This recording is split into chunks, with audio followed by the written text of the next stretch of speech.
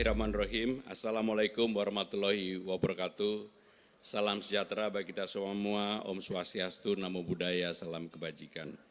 Yang sungguh saya hormati pimpinan KPK, Bapak Yohanes Tanak, yang sungguh saya hormati Gubernur Banten, Bapak Andra Soni, Gubernur Lampung, Bapak Rahmat Wirsani Jausal, Gubernur Kepulauan Bangka Belitung, Bapak Hidayat Arsani, Gubernur Sumatera Selatan Bapak Herman Deru, seluruh Ketua DPRD dan Wakil Ketua DPRD yang hadir, mohon maaf tidak bisa kami sebutkan satu persatu, para wali kota, bupati yang hadir, Bapak Ibu, saudara-saudara sekalian, puji syukur kehadirat Allah Subhanahu wa Ta'ala, pada hari ini saya mendapatkan kesempatan untuk menjadi pembicara yang pertama di forum ini. Saya akan menggunakan ini karena mungkin di antara para gubernur, para bupati, para wali kota, Pak Yohanes Tanak, saya ini termasuk menjadi pejabat yang paling lama. Sudah lebih dari 25 tahun. Sudah nggak ingin jadi pejabat, masih jadi pejabat. Dan Jakarta lagi. Bapak Ibu saudara-saudara sekalian, saya ingin pertama mengenai kota global terlebih dahulu. Next.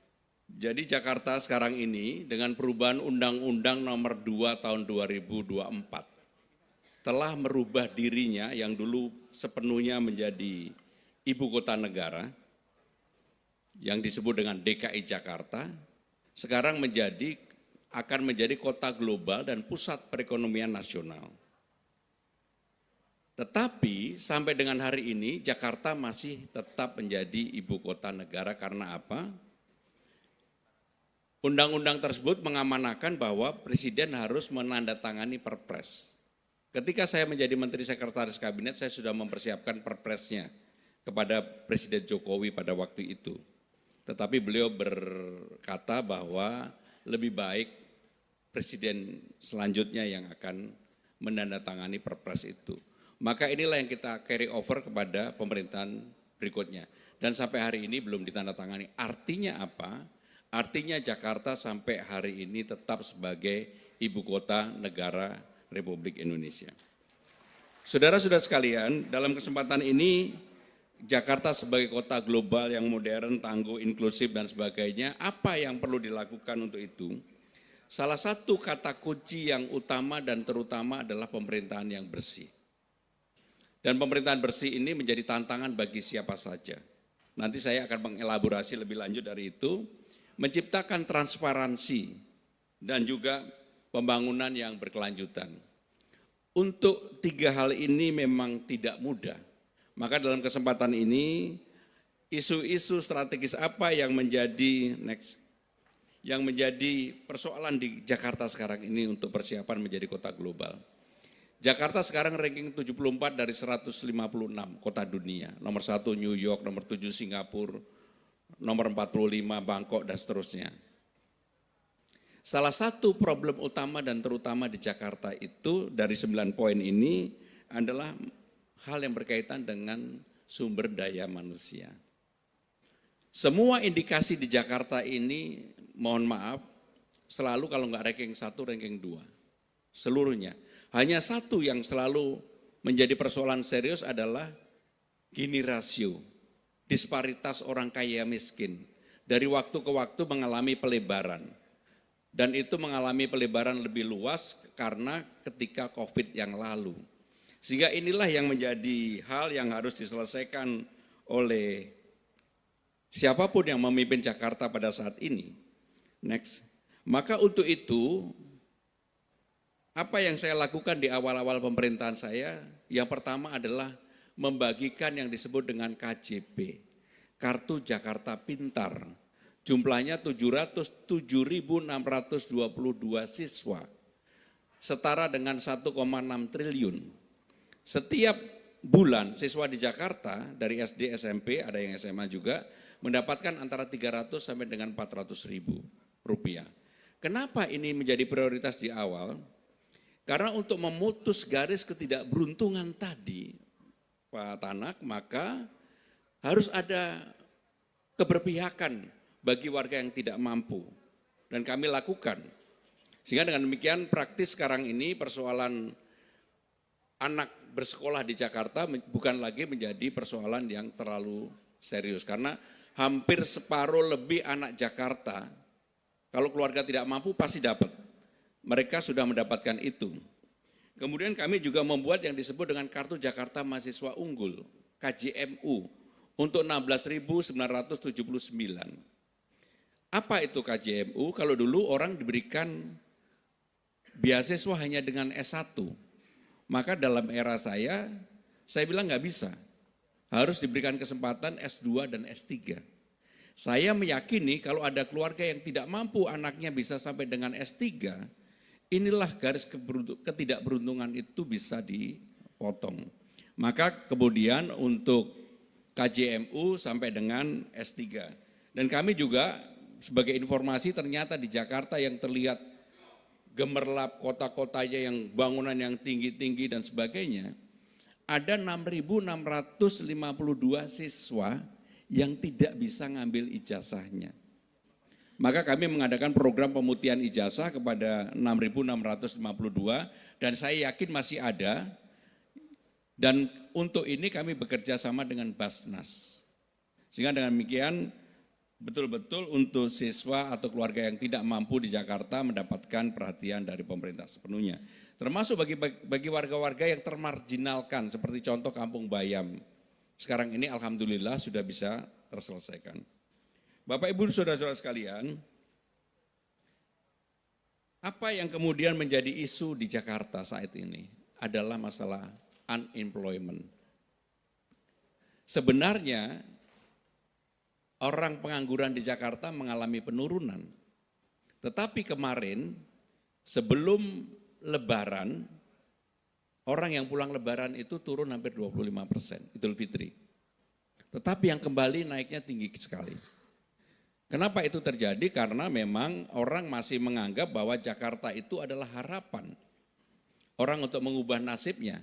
Dan untuk itu saya mengatakan kami tidak akan melakukan operasi justisia. Kami lebih mengadakan pendekatan orang yang datang yang dengan kapasitas, kemampuan dan sebagainya, kita berikan job training dan sebagainya. Sehingga dengan demikian program pemberian latihan kerja ada di setiap kecamatan dan di setiap tempat orang untuk, dan kami sengaja tidak umumkan, sebab kalau diumumkan kasus di Bekasi, orang sampai ribuan mengantri dan kami punya pengalaman untuk itu. Untuk PPSU, pasukan Orange, tahun ini menerima 1.100. Begitu dibuka, sehari yang daftar lebih dari 7.000. 3 hari sudah 21.000 lebih. Saya bilang stop. Karena ini bisa membuat persoalan. Maka kemudian sistem yang dirubah dan dulu PPSU itu syaratnya ijazah SLTA, sekarang syaratnya Pak Tanak, ijazah SD pun kami berikan, perbolehkan. Yang penting bisa baca tulis. Karena kebanyakan orang yang datang ke Jakarta yang jadi problem utama itu adalah mereka rata-rata tidak punya ijazah. Tapi mereka punya skill untuk mau bekerja keras. Maka itulah yang kemudian kami tangani.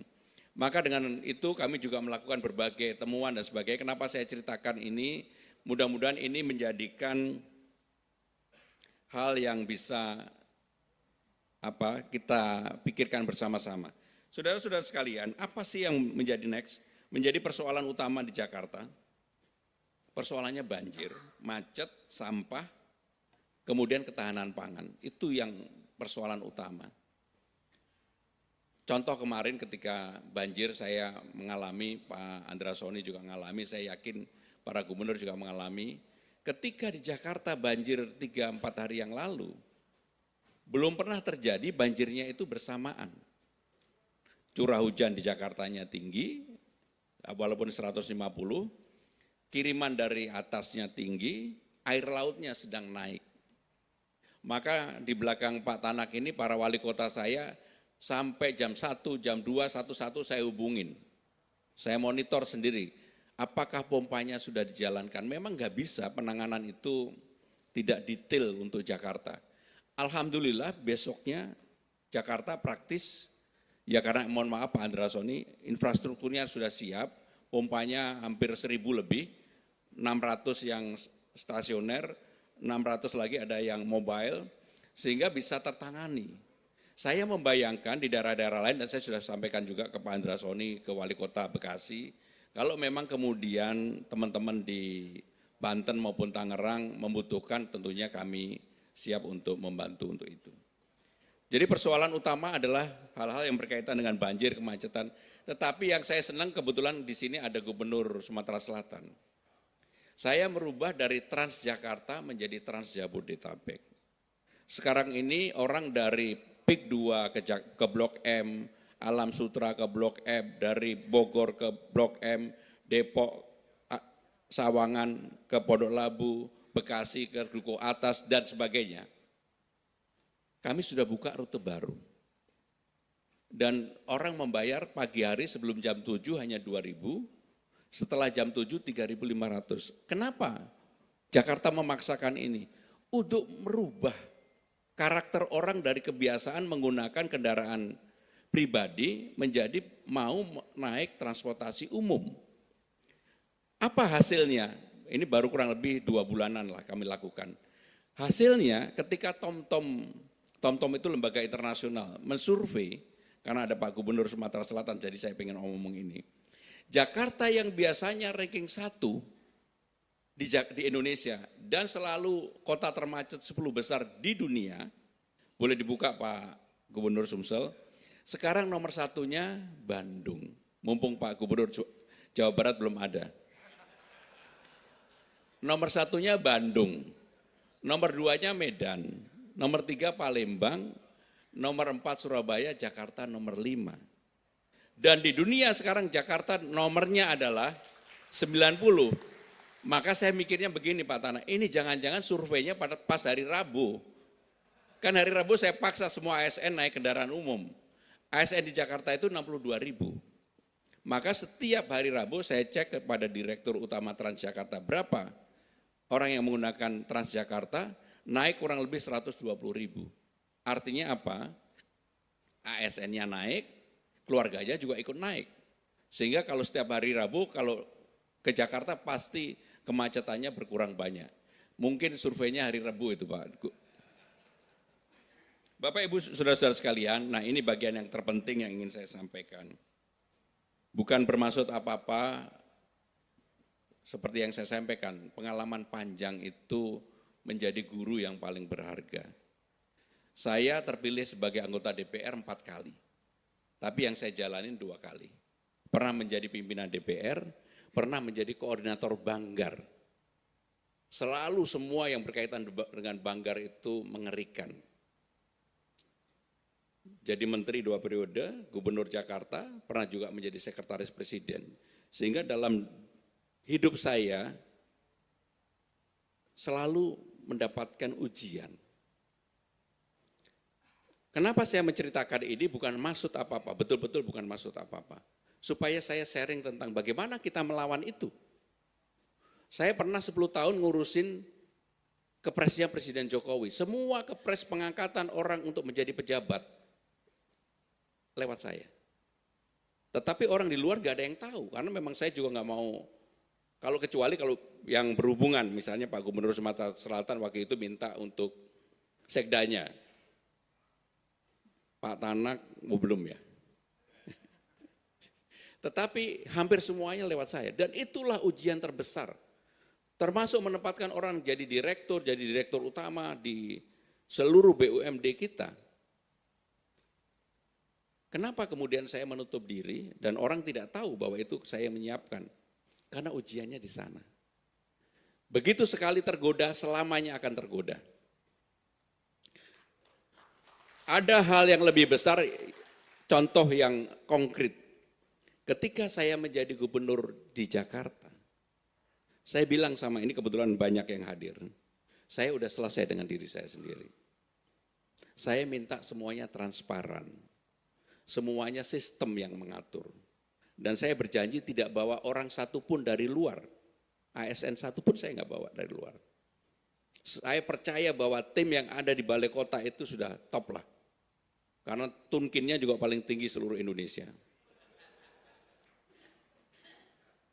Apa yang saya lakukan? Salah satu contoh, ada yang namanya keweisian luas bangunan KLB. KLB ini adalah sumber malapetaka sebenarnya. Karena dulu orang untuk mengurus menaikkan bangunannya di Jakarta ini kan problem utamanya tanah. Untuk menaikkan gedungnya ada yang 12 tahun, ada yang 4 tahun, 5 tahun, 6 tahun. Bahkan ketika saya baru menjabat kurang lebih 2-3 minggu, saya panggil Pak Sekda. Pak Sekda, kenapa ini kok lama banget? Saya pengen ini dibuat transparan, bisa nggak diselesain? Jangan begitu lama. Saya bilang juga di internal, ini walaupun saya nggak usah cerita lah. Saya minta semua dana off balance sheet, bukan yang tercantum di APBD, tapi yang off balance sheet, yang tidak tercantum, dibuka semua. Saudara-saudara sekalian, kenapa saya lakukan itu? Saya memproteksi diri saya sendiri. Saya memproteksi diri saya sendiri. Apalagi yang terbayang dalam wajah saya, cucu saya, bagaimana kalau suatu hari ada apa-apa dengan diri saya sendiri. Karena godaannya tidak kecil. Begitu 2 minggu saya minta dibuka, kebetulan ada PT, apa namanya Bu? Nusantara Internasional, Hotel Pullman, Gedung Nusantara, ngurus KLB. Kebetulan pemiliknya teman saya tanya sama dia, udah berapa lama kamu ngurus? 12 tahun. Hah? 12 tahun. Mau nggak sama-sama transparan, terbuka, kita selesaiin 1 minggu? Kaget. Gimana caranya Pak Gub? Udah saya jamin kamu selesai 1 minggu. Tapi kamu bayar sesuai dengan apa yang dihitung di appraisal bersama-sama. Akhirnya keluar angka berapa Bu? 480 miliar bayar. Dan sekarang dibayar. Padahal ini sudah 12 tahun. Sudah 12 tahun. Karena itu saya makin yakin. Saya bilang di internal, sekarang semuanya transparan, harus selesai 15 hari, kalau 15 enggak selesai, gubernur yang tanda tangan. Selesai. Kemarin udah diketok 15 hari.